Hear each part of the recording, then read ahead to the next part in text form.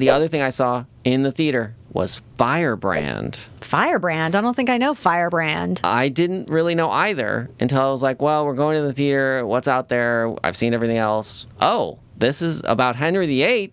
Let's do it. Okay. Yeah, I don't know how I missed that this was coming out, but Jude Law is Henry VIII. What? I've heard nothing about this. Yeah. I mean, this is an independent movie, and but it's a bigger one. And then Alicia Vikander as Catherine Parr, his last wife. Wow, okay.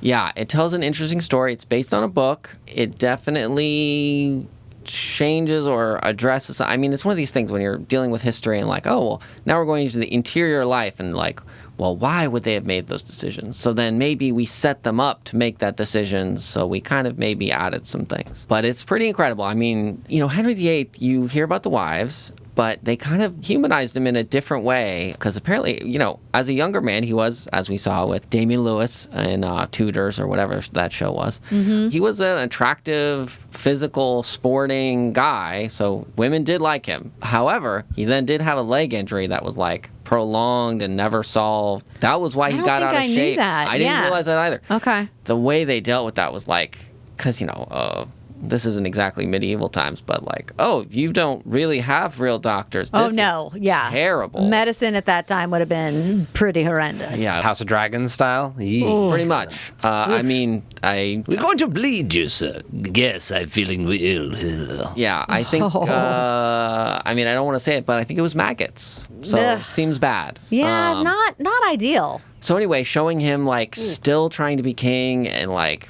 dealing with this wife. Ooh, this is okay. I understand a little bit of, I mean, obviously you've made a lot of choices that maybe you shouldn't have made. But now that you're in this position, I understand how you're being driven. This was kind of after Protestantism has come about. And obviously he started the Church of England and away from Catholicism. But then also this whole thing of the Mass being in Latin versus in the actual language that people can understand, and then also having a Bible that they could read. So that all comes into play, and I didn't realize that was all happening at that time. So that was pretty interesting. A little historical lesson built in there. And How was Jude Law? One of my favorites. I was trying to say that it was such a great performance of Henry VIII that I didn't, it really brought it to life in a way that helped me understand. So Jude Law was the one who did that. Nice. Yeah, he was enjoyable. I mean, look, it's rough. He's not always a sympathetic character, but I did like it a lot, or his performance and what they brought to it. And then you realize, part of the other whole thing is having an heir, right? So he's had all these wives. At this point, he only has 3 kids.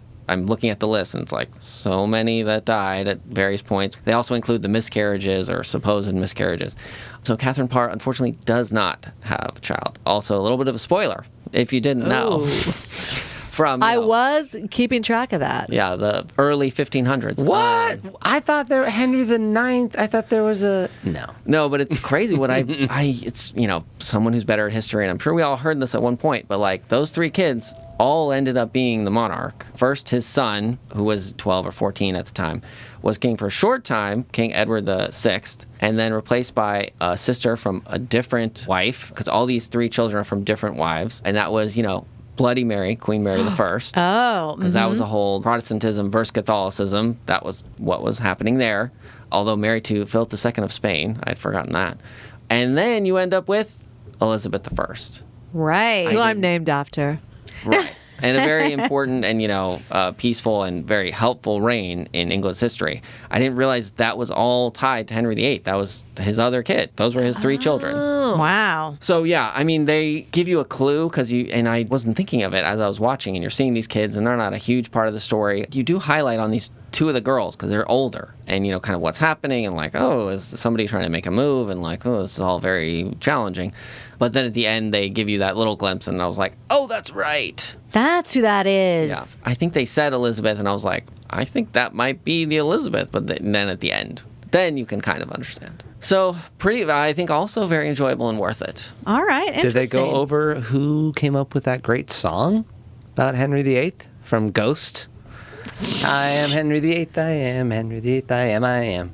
No, that did not come up. That did come up that apparently he was also, I forgot, in addition to all his other qualities, he was also a musician and theoretically composed a couple songs. There's a moment that's fun. I didn't know that either. Oh, okay. So interesting. All right.